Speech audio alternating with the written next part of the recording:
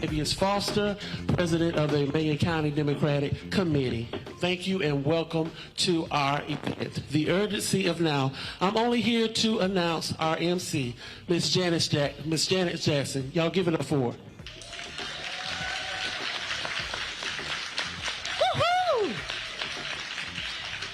I'm so happy to be with you all this evening. As introduced, I am Janice Allen Jackson. I am the host of the Local Matters podcast, which is available on Apple, SoundCloud, and Spotify, based in Augusta, Georgia. And our purpose is to help people become more confident voters and more engaged citizens. So I am pleased to be a part of this program called The Urgency of Now. And of course, we welcome Mr. Roland Martin to Southeast Georgia. Happy to have you on our stage. Please give it up for him. We always, of course, want to get this off on the right foot, and the right foot is with prayer. So we are going to invite Delmas Mosley up to give us an opening prayer. Let us bow our heads. Father, in the name of Jesus, we ask that thou will bless, guide, and direct this occasion. We ask you to give us knowledge, wisdom, and understanding in the direction in which we are to take. Bless each one that's under the sound of my voice. And we give you the praise for being here, and we thank you for it. In the name of thy Son, Jesus Christ, we pray. And the people of God say amen. Thank you for that. Our very first speaker for this evening is someone who has been a guest on Local Matters, and she is Ms. Alicia Thomas Searcy. She is with us this evening as a candidate for the office of school superintendent for the state of Georgia. Please give it up for Ms. Searcy. Thank you. Good evening, Southeast Georgia. How y'all doing? It is an honor to be here, Brother Roland Martin. It is an honor to stand on this stage with you and see you again.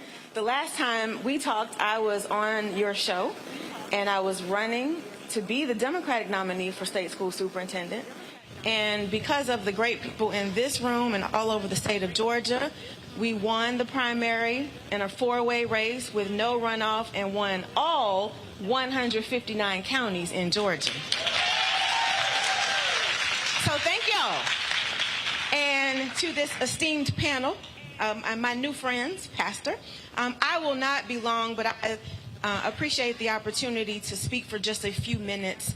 I appreciate the fact that I see so many young people here as well.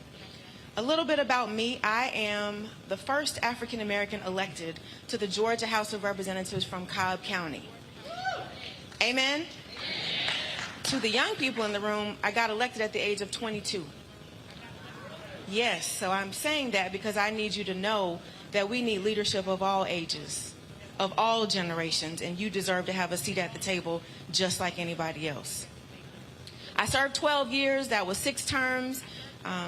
Spent all of that time working on trying to improve our public education system, and then left politics because I hate politics. Roland, people lie when you're in politics. They make up stuff, they tell rumors, and all I want to do is help children. So I left politics, went back to school, got a master's degree, went through a couple of superintendent training programs, got some great results as a superintendent. Our elementary school had a 43 CCRPI score. That's the state index. That's a 43 out of 100. The middle school had a 65. Teacher retention rate was 25%.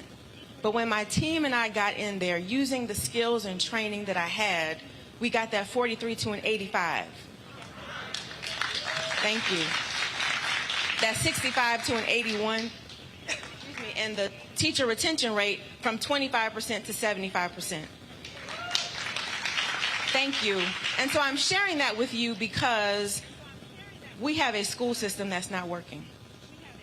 And we have a state school superintendent who's been in office for 8 years, and I'm pretty sure he's been asleep the whole time. Because if you were awake, you would know that there are some serious issues in our schools, whether it's special education, whether it is the curriculum that we are learning or not, whether it's the dropout rate, you name it, we've got challenges. And when you are asleep at the wheel, that is not acceptable. And so I'm running for state school superintendent because we need a state school superintendent who cares, who shows up in Southeast Georgia, who understands that every child in every corner of the state deserves to have access to a high-quality education. And you know, it got real serious for me on May 24th, the day that I won the primary, because that was also the day of the Uvalde shooting. And I will never forget that day because there were 19 children who went to school and never returned. And 2 teachers who were called to teach who never got to go back home. And so on May 25th, the next day, our 15-year-old was trying to go to school, and my husband and I were afraid to send her because, like so many parents, we were just concerned, like, what would happen? But we let her go to school, and when she came back, we sat down at the kitchen table and asked, how are you feeling? What are you thinking? And Layla said something to me that I'll never forget. She said, we're talking about it, it's all over TikTok, but we know nobody's going to do anything. And so when young people say, we don't think anybody's going to do anything, we've got to. And so I'm running for state school superintendent because I need Layla and the 1.7 million children in our state to know that you deserve to have a state school superintendent who will do something to keep you safe in school.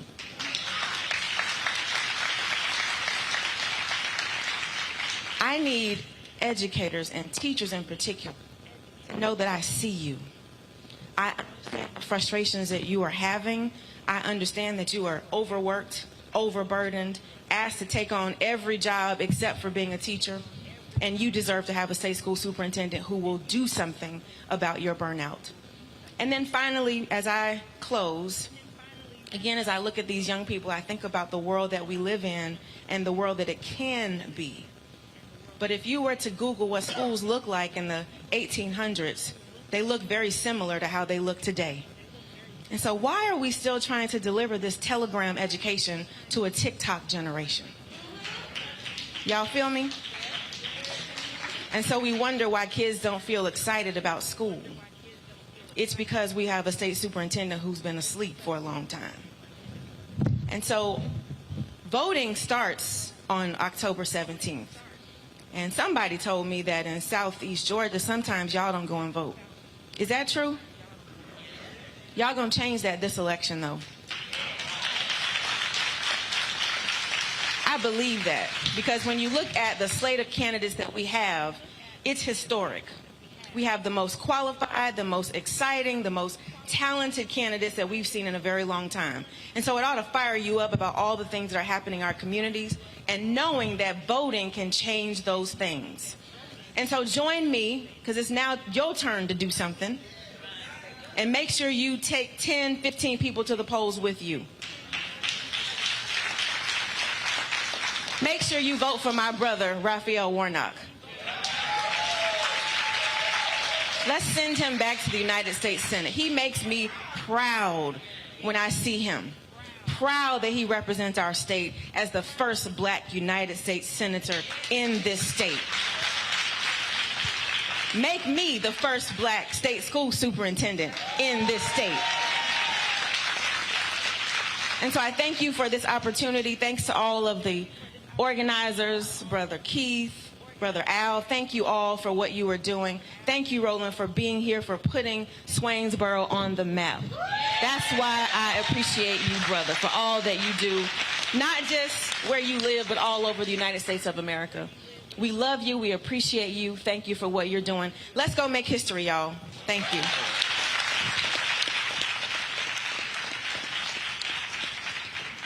Thank you so much for that. It is my next duty to introduce our panelists. We have an esteemed group here, and we will start off with none other than my state senator, Mr. Harold Jones. He is representative of the senator for Georgia Senate District 22, which includes most of Augusta and Richmond County. Thank you very much for being with us today.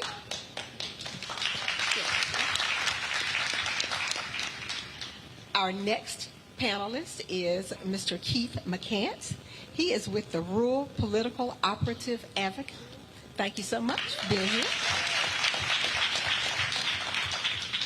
Next, we have veteran legislator, State Senator David Lucas. Thank you for making your way to Southeast Georgia. And finally, we have from the NAACP, Emanuel County branch, Jonathan Hampton. Thank you very much. All right, let's get it. All right, so here's what we're going to do. First of all, we're not going to talk about why it's important to vote. We already know that, okay? People spend way too much time on that wastes time.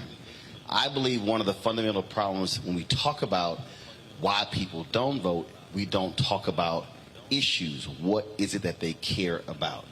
So when it comes to this community, what's the dominant issue? What should people in this community be focused on when it comes to the issues up and down the ballot, who they should be supporting for U.S. Senator, for governor? What's the dominant issue?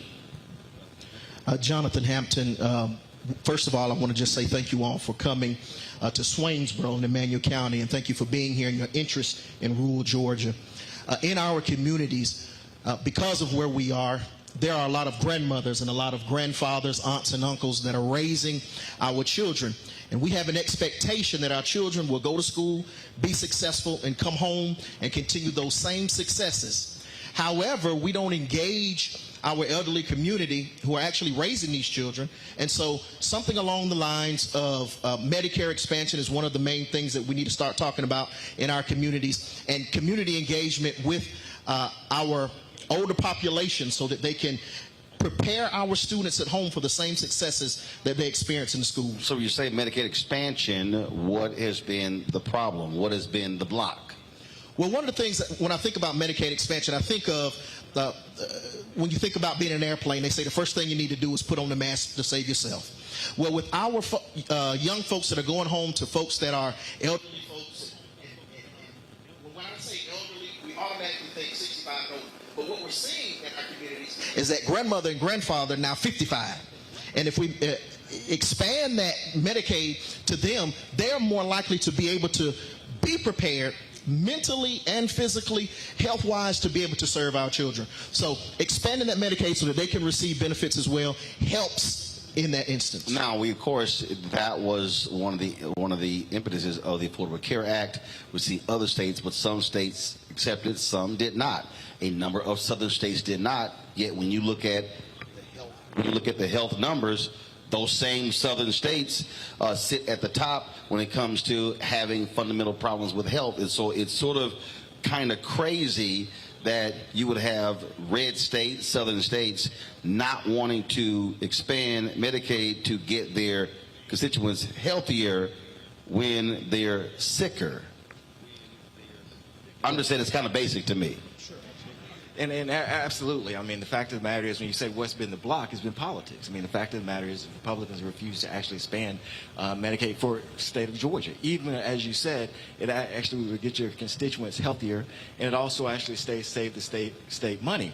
But it actually fits. When you go back a long time ago, even during the New Deal, when Southern governors and Southern senators refused to allow the New Deal money to come straight to the South unless it actually went through them. And the purpose of that was to make sure that certain segments would not be to participate in that. And quite frankly, the segment they were trying to keep out were African Americans.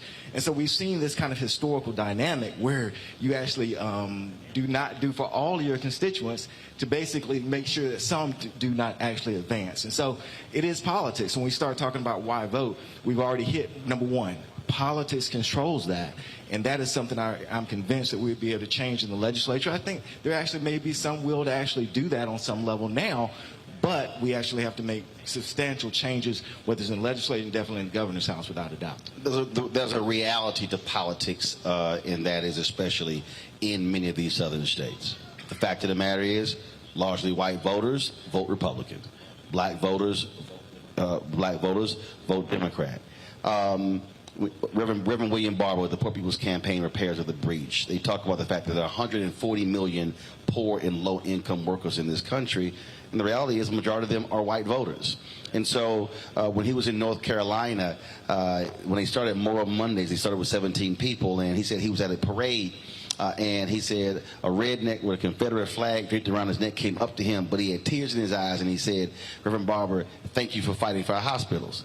Because these same white conservative voters living in rural areas, it hit them when their hospitals started shutting down, when Republicans in North Carolina refused to accept Medicaid expansion dollars. And it hit them when they said, wait a minute, that's our hospital.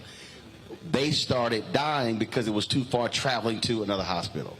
And so what are the conversations been like in this community, in other areas, getting folk who may traditionally vote Republican to understand that that issue is one that impacts them, that aligns with what their concerns are, but doesn't align with their politics? Anyone can take that.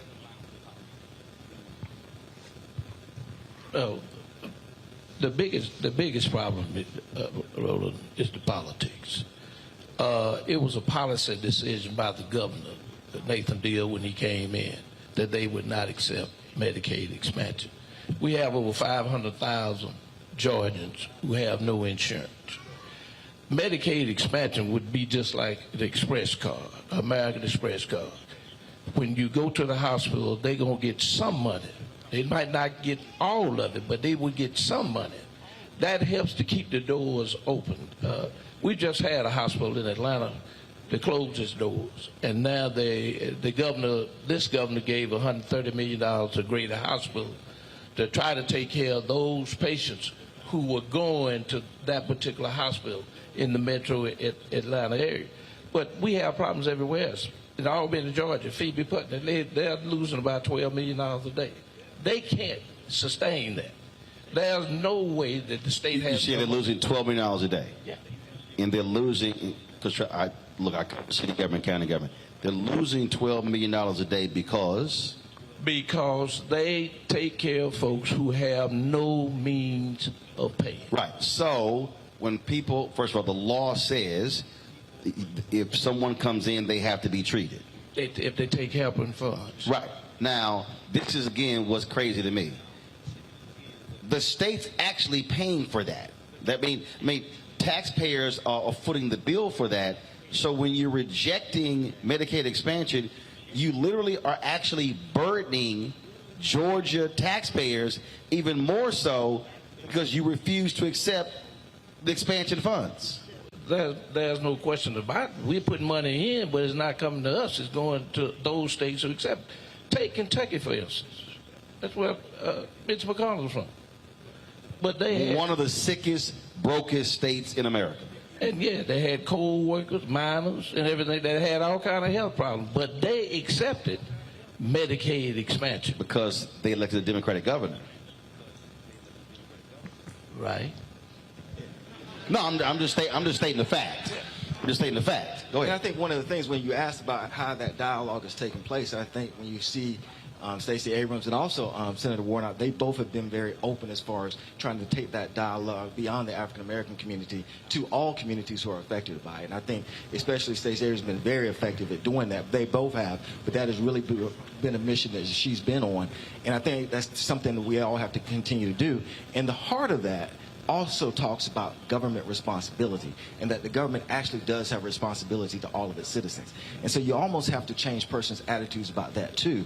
But I will say that I think that the party, and I think especially Stacey Abrams, especially Senator Warnock, they've done something a little bit different. They are actively pursuing that vote in a way that's different than normally Democrats have. A lot of times when you start talking about whether it's rural whites or more conservative, we talked about conservative principles and tried to make them think that we were sort of conservative.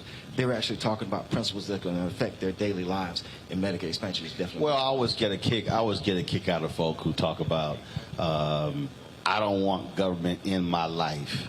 It's a whole bunch of folk in Florida who were saying that until Hurricane Ian came in and destroyed, and now they mad saying the federal government moving too slow. Now hold on, the last week you didn't want to talk to them, but now moving too slow, and that really is part of the problem. The psych, just how nuts I think a lot of people are when they say I don't want government in my life until I desperately need government in my life.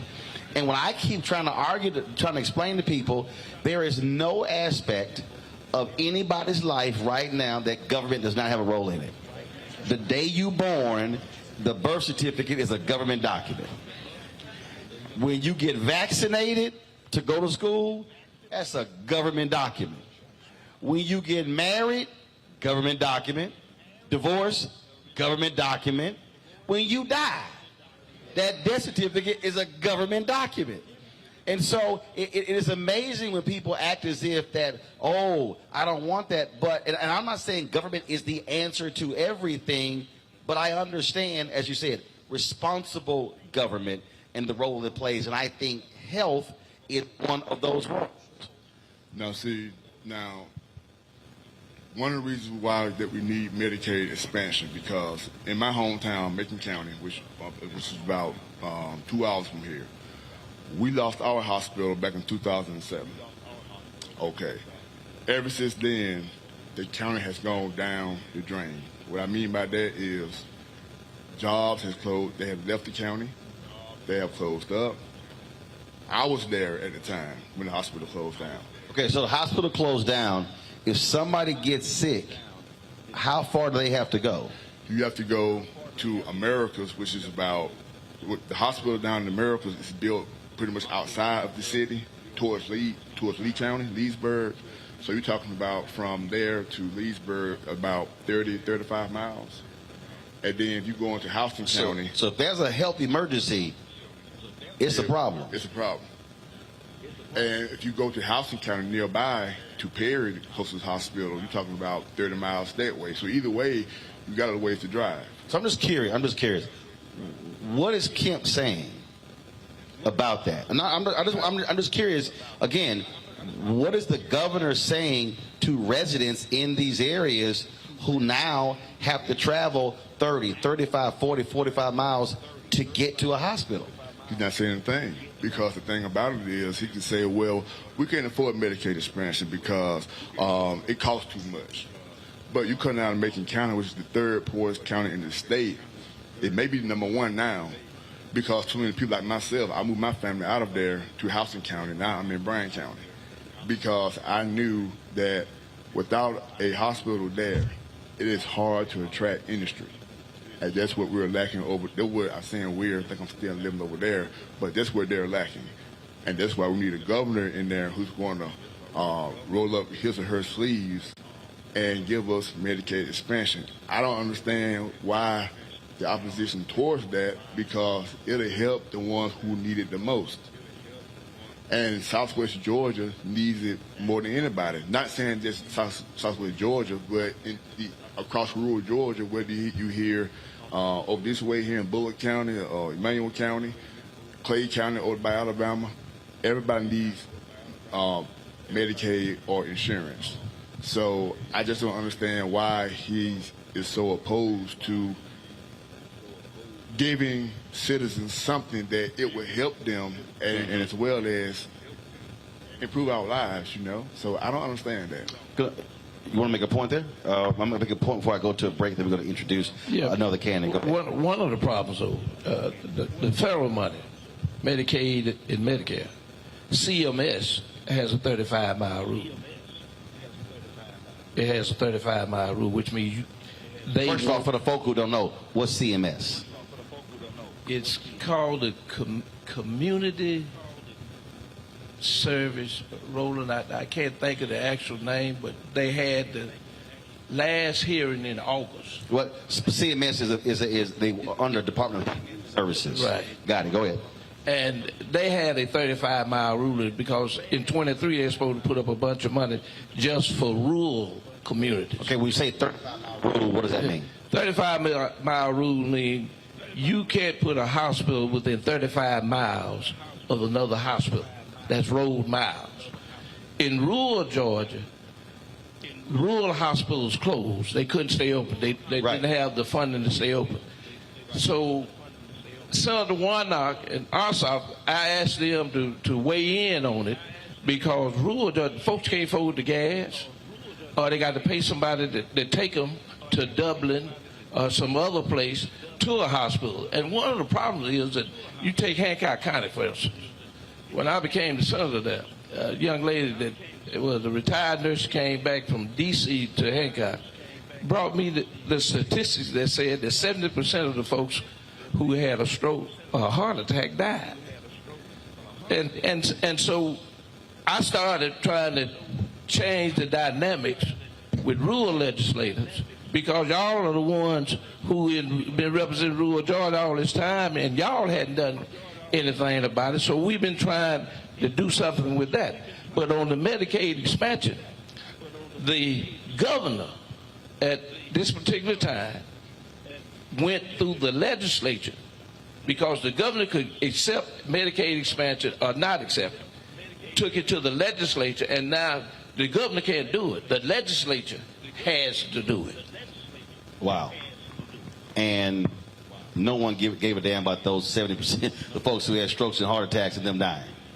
And if you got to drive 35, 40 miles, the cost of gas and all different things associated with that, nearly taking the day off, all of those things that go with it, just trying to get some health care. Hold tight 1 second. I'm going to go to a break. We come back. We're going to introduce another candidate who's here. Hear from them. They're going to talk about other issues that people care about. Obviously, I'm sure education is one of those issues. Economic development is another one of those issues. So we'll get to that when we come back. Short break. You're watching Roland Martin Unfiltered on the Black Star Network, broadcasting live from Swainsboro, Georgia. Back in a moment.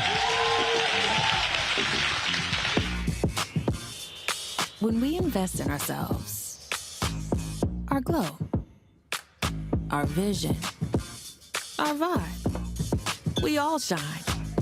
Together, we are black beyond measure. Black Star Network is here.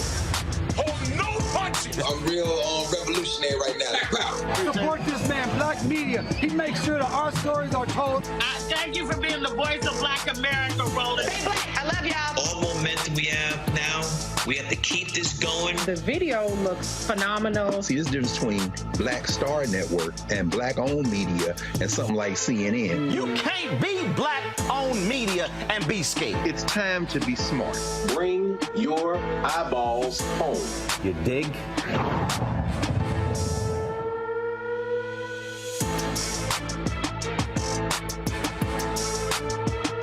Hi, my name is LaToya Luckett. Yo, it's your man Dion Cole from Blackish, and you're watching Roland Martin Unfiltered. Stay woke.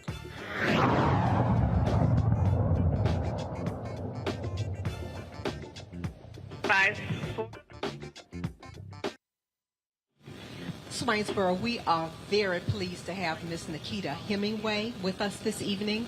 She is also a candidate for statewide office. She is running for the office of Agricultural Commissioner. Welcome. Come on out.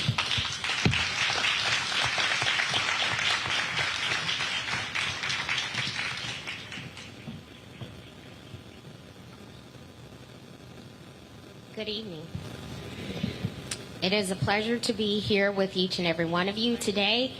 It has been a very long journey, but the most important thing is I knew that my evening had to end here with you. My name is Nikita Hemingway. I am a fifth-generation farmer, an entrepreneur, licensed realtor, former corporate executive, wife, mother, and the Democratic nominee for Commissioner of Agriculture. And when I win my race,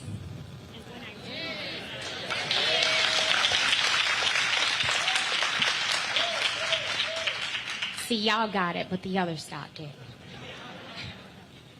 I will be the first African American and the second woman elected to this position in our nation's history. My political journey began 4 years ago when a local county commissioner stood on my farm and told me I would be better off selling my land to Quick Trip than getting him to remove his restrictions. So when I made the decision to run for public office, it wasn't because I wanted to be a politician. It was because I understood the equity in agriculture problem, and I was the most qualified person to solve it. It is our lived experiences that are almost always aligned with our purpose. My grandparents were rice farmers off of the coast of the Savannah River, and for more than 100 years, my family owned 360 acres, and now we own none of it. My grandmother would tell my siblings, cousins, and I how she would sit on her grandparents' porch and watch ships sail out to sea. My journey into adulthood wasn't easy. I was a single mother of two long before I was a married mother of four. And like many African Americans, I knew that in order for me to be the success I dreamt of, my pathway would be through entrepreneurship. So by day, I worked in corporate America. By night, I built my businesses. And I am happy to report that I achieved everything I set out to do as Nikita Tyson long before I became Nikita Hemingway. Before we are able to shatter glass ceilings, we must first shatter perceptions about who is qualified and who isn't. It's not enough to understand that rising food costs are hurting families when you have a mother on the ballot with a plan to end childhood hunger and lower your grocery bill, so go vote. It's not enough to understand that there is no equity in agriculture for small family farms, women, and minorities when you have a black female farmer on the ballot, so go vote. When we say we are fighting for diversity, equity, and inclusion, we must also consider diversity of thought, lived experiences, and leadership. I cannot stress enough to you how much is on the ballot this election cycle. Because if you don't put a check mark by my name, what you're saying is my opponent, who happens to be a 7th-generation farmer, a 5-term elected state senator, who was in Washington, D.C. on January 5th and January 6th, is the person we need representing you. What you're also saying is that this senator who supported Texas' lawsuit against our election results, you're saying that you're okay with them taking away your voting power. And what you're also saying is that this senator who used a black farmer, who partnered with a black farmer to abuse government grants and then left this man penniless, what you're saying is he's better, he's who you want representing you. So it's more than about showing up to vote. It is about the next 4 years, the generation after you, the generation after them. So make a plan to vote. Please vote early. Election day starts, in my opinion, October 17th. And if you have trouble getting there, then make sure that November 8th is the absolute day that you get in line. Thank you. Thanks a bunch. All right, folks. Let's now talk about. I want to go to an issue. It's been talked about in the state, around the country. I got 4 brothers sitting up here, so let's go right to it. This idea that black men are afraid to support Stacey Abrams, that black men are disenchanted, they don't like what Democrats are doing. What are you hearing? Conversations that you're having, what are you hearing specifically from black men in Georgia during this election cycle? I'm surprised actually to hear you say that, particularly in our areas, we're having the opposite conversation. And if you follow Stacey Abrams and her platforms, you know specifically that she speaks directly to reinventing or developing African-American males. And so the men in our community benefit greatly from the great work that she's establishing for our communities. And frankly, I'm not really seeing that conversation. We're seeing the other side of it, which I'm grateful for, but I'm disappointed in what I might be hearing from others around the state about what that conversation might look like. Well, I can tell you, it's a jealousy thing. It's a jealousy thing that those who have been out and worked in the community and have been successful are basically saying, well, you need to come to see us before you get our support. I have a problem with it. I served with Stacey. I thought she was smart, intelligent, and she could handle herself on the Georgia House of Representatives floor. And that's dealing with the speaker or anybody else who might oppose her when she was discussing a bill. But not only did she get out the legislature, what we found and what we saw is that she turned folks out. She went and fought the governor and the state of Georgia in court about the expulsion of black voters. exact idea is what they call it. In other words, that your signature don't look like it looked 20 years ago. Or your name might be David Lucas, and they had David E. And when they sent it back to you, they never would tell you what the problem was. All you had to do, if they told you what the problem was, all you had to do was say your name was David Lucas and not David E. Lucas. And so those kind of things happen to us. And then, of course, I've had some conversations with some men who talk about the Bible and talk about the man is the head of the household. And I can't let no woman be head of me. I say, well, you say you got a wife. When things happen, who got your back? When you go to work and the kids are sick, who see about the kid? And then of course, and they might have a woman who's a boss at work. They ain't gonna quit their job. No. And so I say I call it Negroid jealousology is what I call it.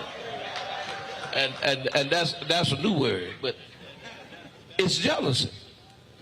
Black women have been the backbone of this country. They would fight when the husband couldn't fight. And they worked in all our campaigns. They put the schedules together. They do the phone banking. They make sure the robocall, you get the robocall done, and then they turn around and take the checkbook and pay for it. Make sure the bill is paid. You know, because one thing about these companies, if you can't pay for it, they're not going to do it on credit. And so she has exemplified a person who cares about a community. And she's talked about health care, and she's taken the conversation to another level, because now we just had a hospital in Atlanta closed, Wellstock. And this governor decided that he would put $130 million to see about the beds going over to Grady. Well, rural Georgia is altogether different. They don't have big corporations that can help fund these hospitals. So what they need are clinics that are equipped and have doctors. And what we find out, Roland, is a doctor in a community is worth $1 million of economics. And when you start talking about bringing folks to a community about jobs and everything, the first thing, the guy who's head of that corporation, well, he's going to look at what kind of health care I got for the folks who are going to be working for me, because he's got to pay that insurance cost. And if you don't have medical help within that community, his cost is going to be higher. So economics is a very good part of that. And you know, one of the things Senator Warnock did, I'm a diabetic. I take insulin. But I have Medicare A. I don't have the rest of it because I pay for insurance with the state. But by capping that cost, no more than $35. And then, of course, he was involved with trying to cap the cost of out-of-pocket, what you pay when you go to the hospital or get sick. Out-of-pocket, try to cap it at $2,000. That helps a whole lot of folks. And guess what? They don't look like me either. Mm-hmm. It's not a conversation that I've actually had. I mean, I know the conversation, but what I'm saying is I haven't not had a conversation with men saying they weren't going to support. Let me set it up this way, because this has actually been an issue for the last decade. A lot of people kept saying that, these men didn't want to vote for Hillary against Donald Trump. I said, first of all, if you go back to 2012, there was a 9-point gap between black men and black women nationally who voted Obama-Romney. And then it went up to 13 points in 2016. It went up again in 2020. One black pollster said that the effect of a bump in black males voting for Trump actually helped Republican candidates down ballot. Case Tom Tillis in North Carolina. And so I've heard the dissatisfaction. I've heard brothers say that they don't believe that they are getting a return on their investment. And there were brothers who were not happy with Obama, who felt that he did not do enough, which is why you had that gap. But the reality still is black men are the second largest voting bloc for the entire Democratic Party. It's also part of this that the party, I have no problem saying it, led by largely white strategists, have refused to craft a black male-specific plan to answer that, because anywhere else in politics, if you see a 9-point gap and they go to 13 and they go to 17, you playing with fire. Anybody else would say, I think what they've done is, well, it's going to take care of itself. No, actually, it's not. And so there has to be a counter to the data, because the data is not lying. The data is real. Now, in 18, so Georgia did have a gap between black men and black women, but the actual number of it was about 24,000 votes. Now, in a very close election, it can turn the election. Now, hold up now. You said 24,000 votes. Correct. How many votes did Biden-Harris win the state by? 11,000. 11,000. Right. Now, I'm talking about in 18. No, I understand that. Yeah, my point is, Biden-Harris wins this state by 11,000 votes. Sherry Beasley in North Carolina lost her re-election for Chief Justice of the Supreme Court by 400 votes. Obama won North Carolina in 2008 by 14,100 votes. Those 24,000 votes can make the difference between winning and losing. Without a doubt. That's not what I'm actually saying. What I'm saying is that the numbers don't show that there's this gigantic schism between black men and black women. That's my point. Now, yes, in a close election, it can definitely make the difference. So my point would be that's going to happen because no group is monolithic. So when we're not talking about 200,000. So if we're talking about 24,000, here becomes my question. How do I make up that 24,000 gap with more African-American men or those from other places, from other communities? That to me is the question we ought to be facing. See, I'm going to push back on you. Make up that gap with those men? I'm going to push back on you because here's the deal.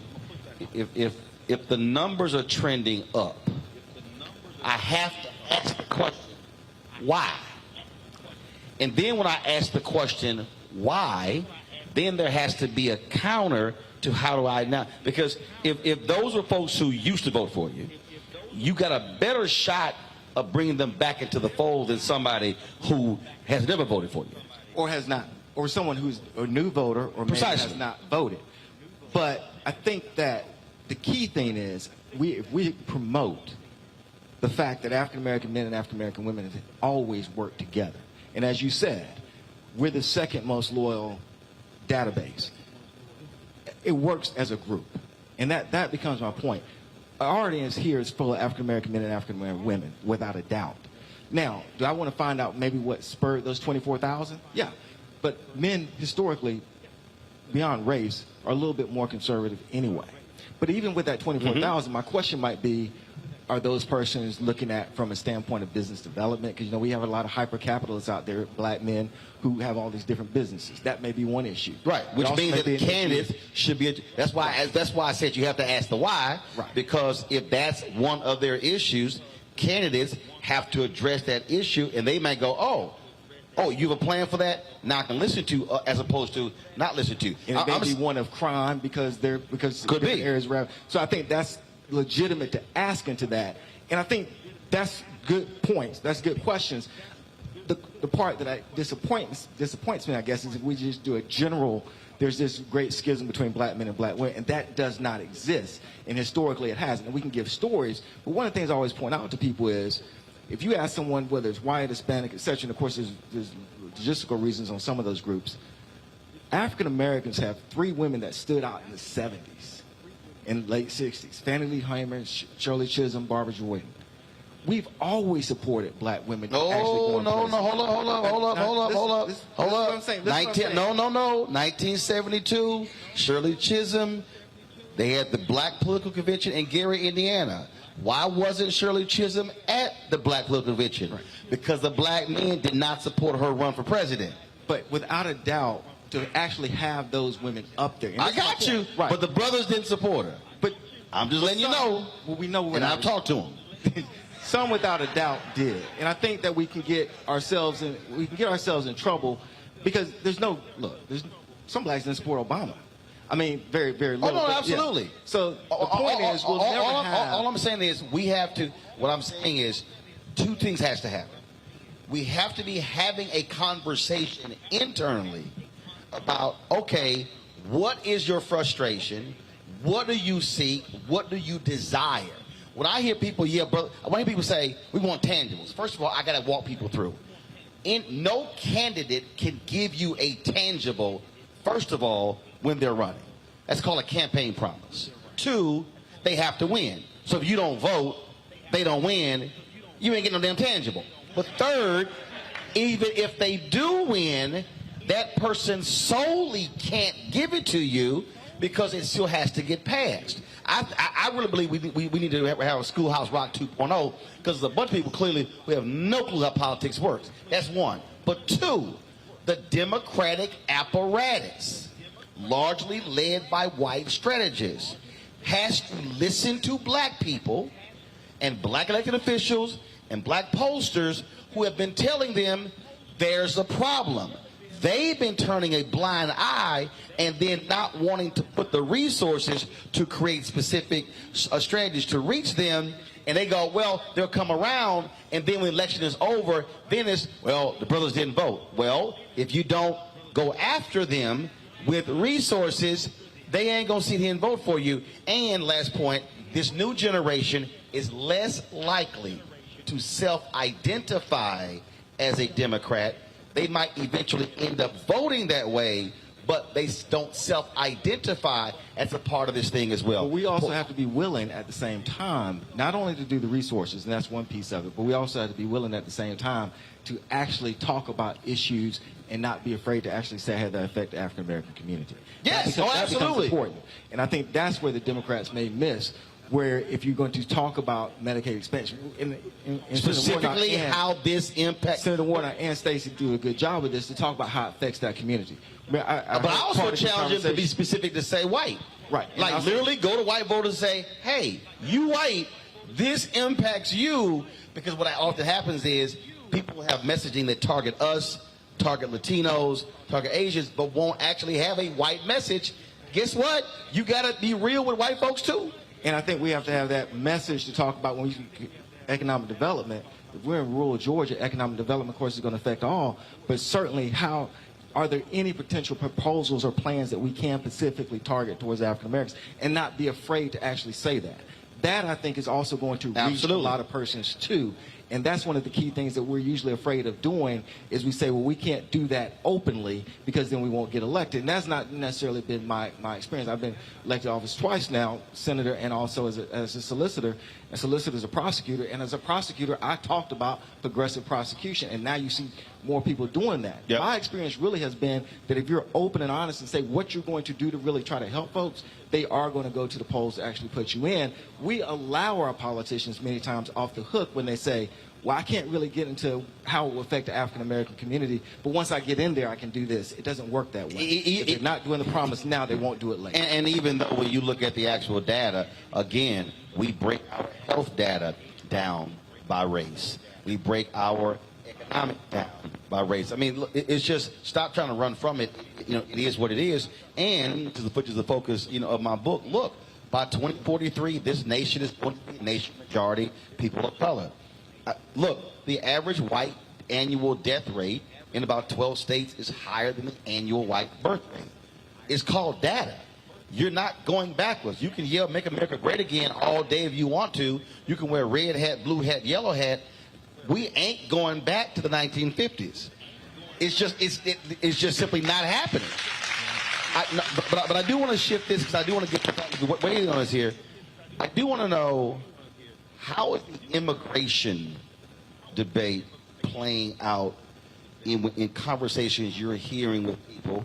Because that's also one where Republicans are making inroads, because you do have, even though 10% of the black population in the United States are black immigrants, that is a potent issue because you have a lot of African Americans, especially brothers, who say, man, they had taken our jobs. They are, in many ways, they're sounding like white men.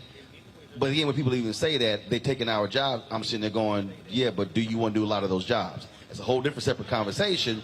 But the issue of immigration is a potent issue that works with a certain segment of our community, black men and black women. What are you hearing? How's the conversation going? How's that playing out here? Go ahead.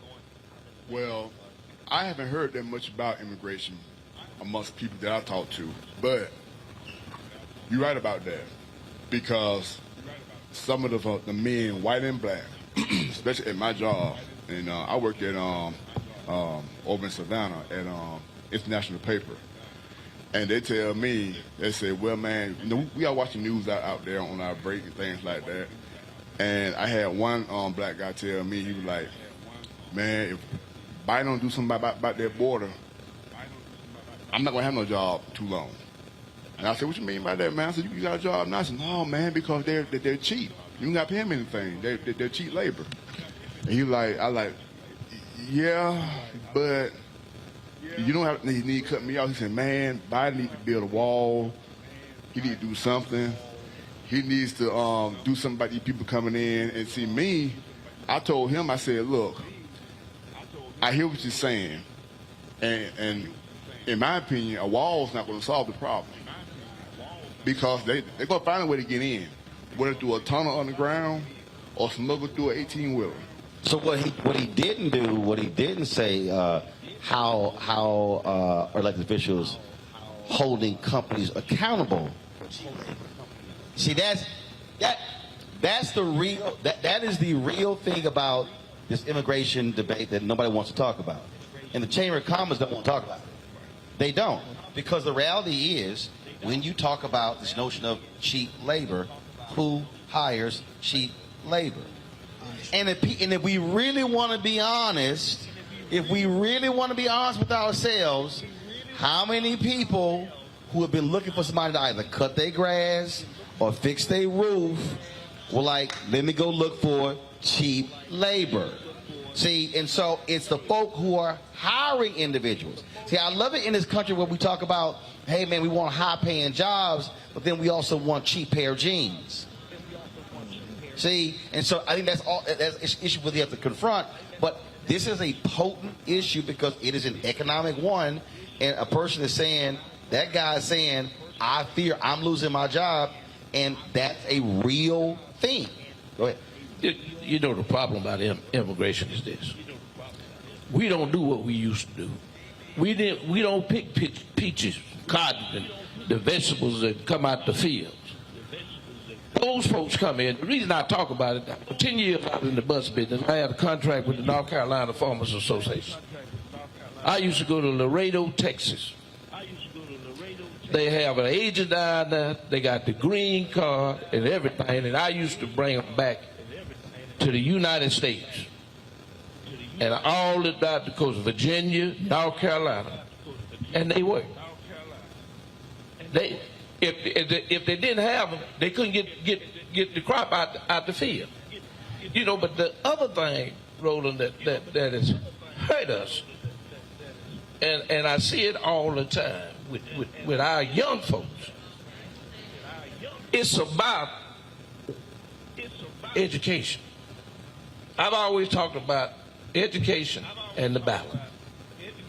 Because if you can't read, how you know what you vote on unless somebody else told you how to vote? And part of our problem is, it's just like you got a car, and it's got a rearview mirror in it. If you don't know where you come from, how you gonna know where you got to go? And so we've got to teach our young folks that we've got a history. Some of it's bad, and some of it's good, because a whole lot of us made something out of it and have gone on to better rewards. Mm-hmm. But we've got to instill in our young folks, look, it's about the book and the ballot. You don't have to go to college. You can go to technical school, an aircraft mechanic, and go out on the base. Right, but and I'm glad, because I want to let you segue right into that. because having that education conversation, what has happened in the last 30 years, really 40 years, we shifted into this whole deal of got to go to a 4-year school, got to get that degree. The problem now is states no longer fund colleges at that level, so now the burden is shifting to the individual and the parent. And so now you got folks who literally are walking around with $120,000, $130,000, $150,000 worth of debt, and the jobs that they're getting, there's no way they can actually pay that back.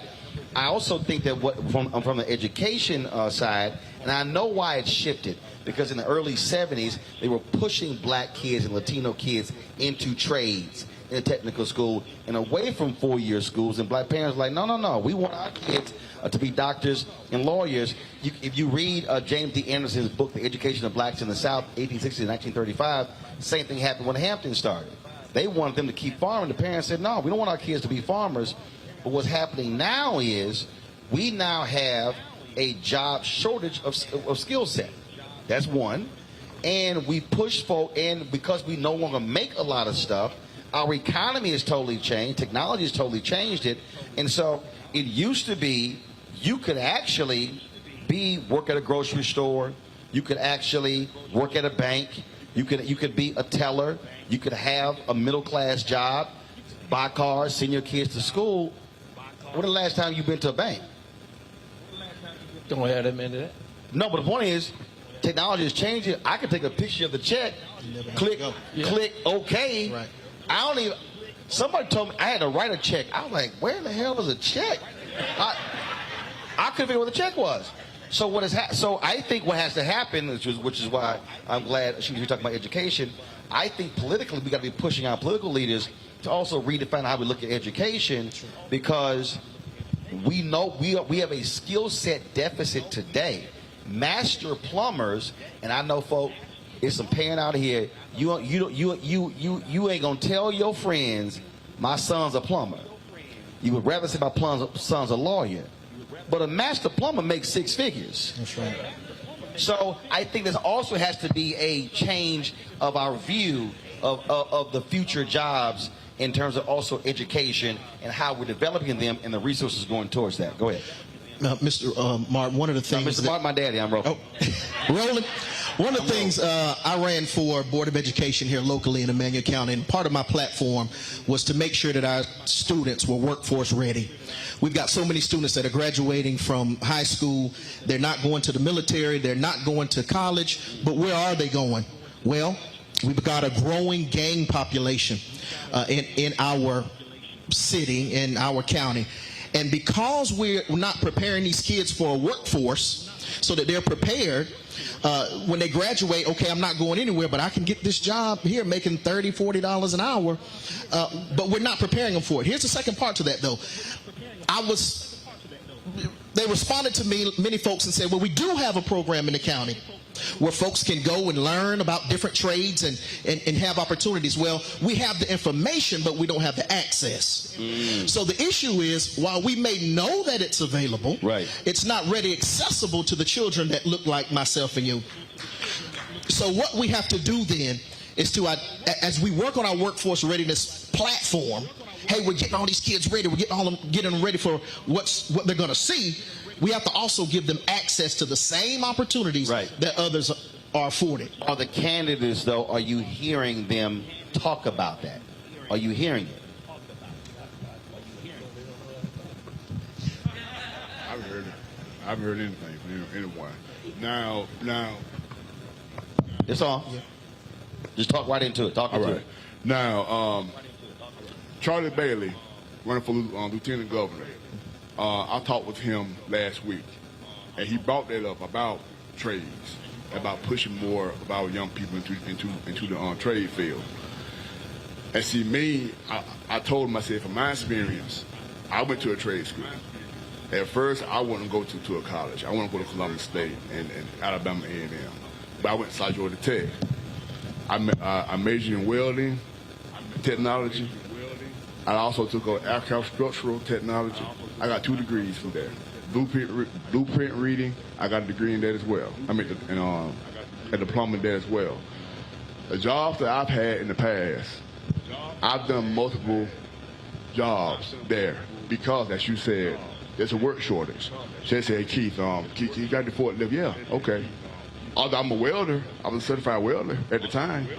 I could weld, but I had to do other things because we could not attract people to come in and go to work. And then when we did have people come in and go to work, they would lose their jobs because if they have an accident on the job, take a drug test, you're out the door.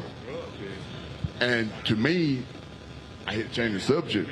I think now's the time for Georgia to legalize marijuana because there's a lot of guys, when you say about black men, young black men, the majority of them that I know, that I've talked with, when I bring that up, oh yeah, you do that, I'll go vote tomorrow. That's what they say. That's what they say. And I like, what about jobs or tax? No. You legalize marijuana, I'll vote tomorrow. That's what they say. And they for real. So I'm like, okay, then that's an issue, but no one so far, I've not heard anyone on the trail mention that about legalization of marijuana. If Stacey was to come out tomorrow and say that, she probably get 52-53% of the vote. That's what I'm saying. Go ahead. I would say on the top of the ticket, I said the whole ticket, really, you were asking about candidates saying that. I think that you have where Senator Warnock or Stacey Abrams, two of the most progressive candidates we've ever seen in Georgia as far as really articulating issues that's going to affect middle-class folks and especially even African Americans. But I also want to go back to one of the issues you talked about the immigration. So the conversation, of course, is real in this sense because when African Americans are so below so many metrics, it becomes disheartening if they start seeing other groups come in and take their place, so to speak, in their mind. So you have to understand that part. So then the question becomes, now how did I deal with that from a policy standpoint? One of the great things right here, talking about rural areas, let's look at it from a policy standpoint from Georgia. Hemp, as you know, is now legal. Not marijuana yet, but hemp now is legal. But we've actually hemp is the cousin of marijuana. There you go. Can't get high off of it. So, but we've actually limited the number of licenses that can go out. Now, you don't have persons necessarily who are not from, United States getting these licenses, but here's the point. Here you have all these persons who have been incarcerated, even here. Now, they may not be farmers as such, but they're in Swainsboro, they've been incarcerated. Hemp licenses now go out. None of those licenses are going to African Americans or African American farmers. Certainly that's going to be something that you will look at and say, we're still going backwards. Every single method that we have. Because when they, even on the marijuana side, because like in California, if you had a conviction, you couldn't get a dispensary. Right. And so even the things that we were prosecuted for, we're still not able to get a leg up. So you can see. Prosecuted for marijuana, but I can't get a dispensary license for marijuana. License for it. It's the same weed. Same weed. And you can see how that would affect persons. So therefore, from a policy standpoint, we need to open up hemp licenses. I know that Senator Warnock and both states have talked about helping black farmers without a doubt. And I also know that license should be opened up. That's a policy issue. Right. But here's number two. Not only should we give more licenses, we also should say that those licenses should go to African American farmers. Those are real policy things that we can actually try to push. Even if we don't get it through, we can at least talk about it. That helps on that immigration kind of conversation. And when you were talking about marijuana, if you're legalizing it and you don't have some type of equity program, you ought to be ashamed of yourself if that's what you're going to do. Absolutely. Got about 3 or 4 minutes left. I want each of you to speak to this here. There's somebody, maybe sitting in this audience, and maybe somebody who's watching, there's somebody who's in this community, and they're like, okay, this is all great and wonderful. That all sounds nice. That's cute. But I just simply do not believe that my vote matters. Going down the line, what would you say to that person if you had 30 seconds to look them in the eye? What would you say to them as to why they should vote early, beginning October 17th, or they should go to those polls on Election Day in the first Tuesday in November? What would you tell that person? The history of our country is no secret. And if you do not seize the opportunity to vote today, you are most certain to relive the world that we knew yesterday. Okay.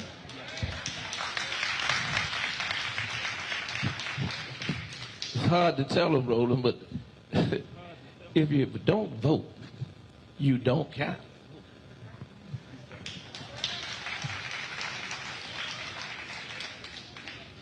Well, what I'll say is think about your future or your child's future. Because I got a 2-year-old, I got a 13-year-old out there in the audience. What'll happen in November is going to affect them 4 or 8 or 12 years down the road. Mm-hmm. Don't never say your vote doesn't count. Because I'm going to tell you right now, because a lot of people out here who don't vote, and then when things don't go their way, then they're complaining all the time. Well, they ain't doing nothing for me. What did you vote? No, I didn't vote.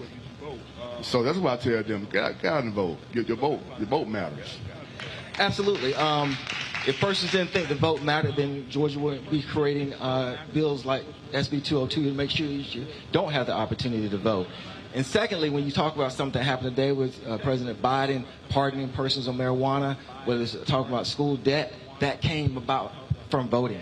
Some of the negative that we talked about today, the lack of Medicaid expansion, that lack of it comes about through voting. So your vote actually does matter. So you see it from a positive standpoint, you see it immediately from a negative standpoint. Absolutely is there, the connections are there. How your vote does matter. So I will say this here.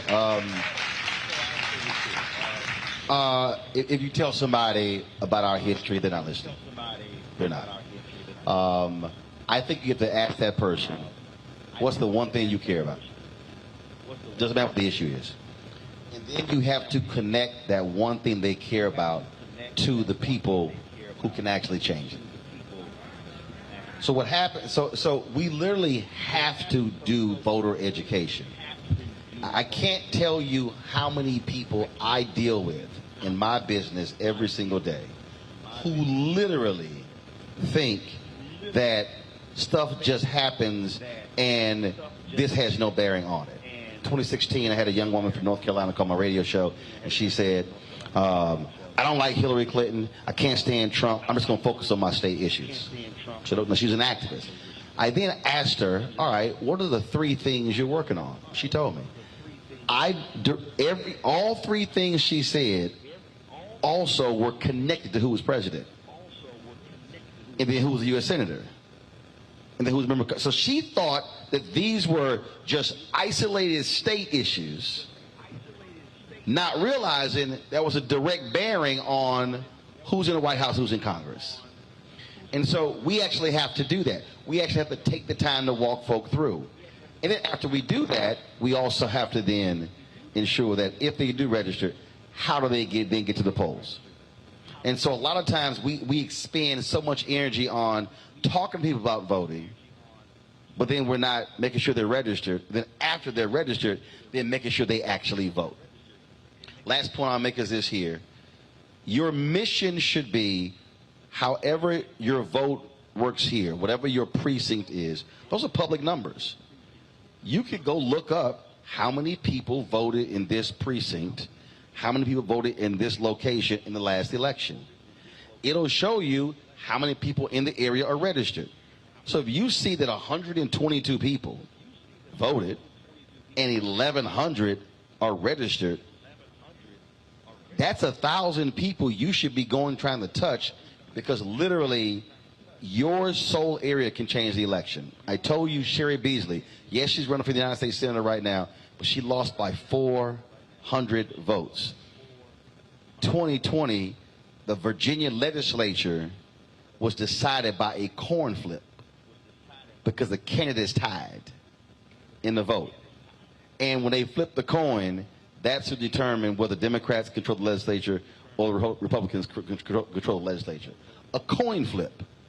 So imagine the people who never voted. And so we must take that time. That's why on my show, we try to teach as much as we can, walking people through what public policy is, how it's being impacted. And so take the time. Don't get frustrated with somebody, because the reality is not everybody lives and breathes this stuff, but you got to connect what they care about with the folk who are in office. You got to show them how, if the people who are in office aren't doing it, you got to take them out and put the folks in who can do it.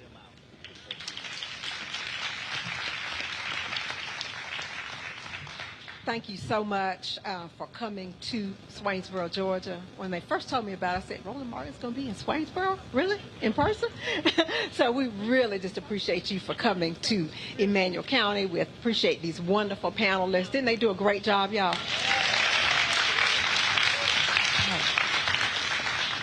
I've got one piece of housekeeping that I need to take care of. I understand that there are at least 2 elected officials in the audience that we want to ask to stand and be recognized. I believe they are Mr. John Parker, who is on the Swainsboro City Council,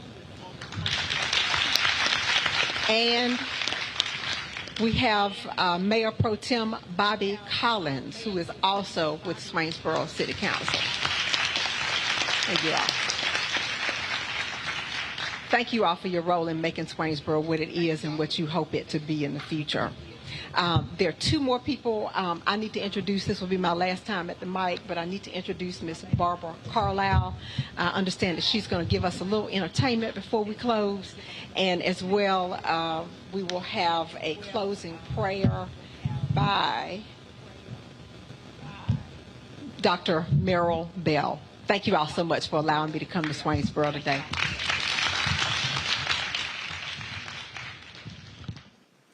Good evening. No, that's not everybody. Good evening. Good evening. I thought some more people will be here, but it's like we're having a Halloween party. People came dressed as chairs.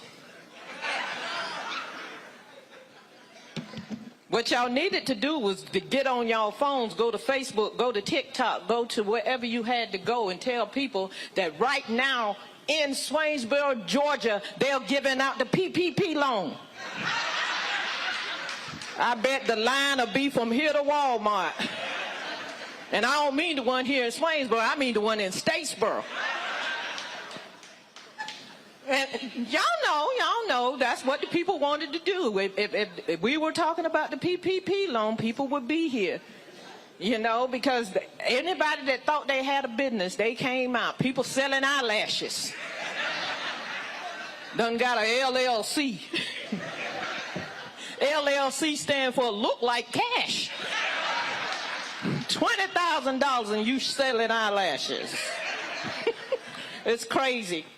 But if I had to tell you something today, the one thing that I want you to do is go back and tell somebody that knows somebody that got a car or a truck or a SUV that can take people to the polls and let them vote.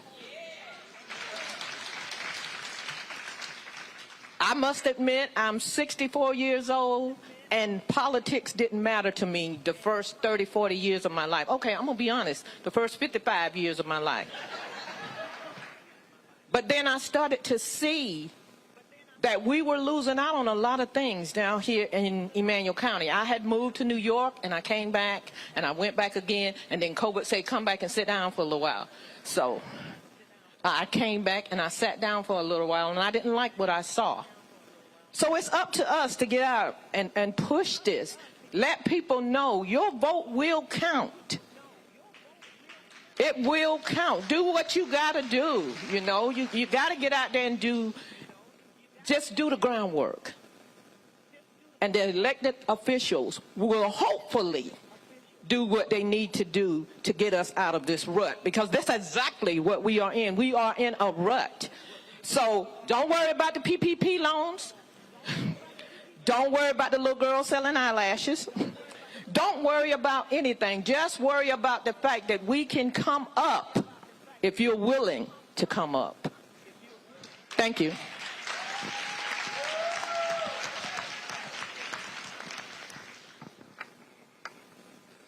Thank you. Thank you, Roland Martin, teaching us and talking to us on this wonderful night, talking to us to a language not that we know, but a language that we understand to help redirect our mindset.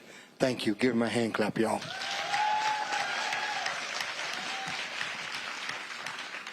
Precious Father God, we thank you, Lord, for this day. Thank you again for the loving kindness. Thank you for what we have seen here tonight. We ask you to continue to bless this man as he go forth, telling and teaching us about the way we need and learn how to do things. Lord, we ask you to cover him as he go. guide him and be a lamp unto his feet. But most of all, bless everyone that's under the sound of my voice. We thank you in advance of what you was about to do, and we claim victory in Jesus' name. Amen, amen, and amen.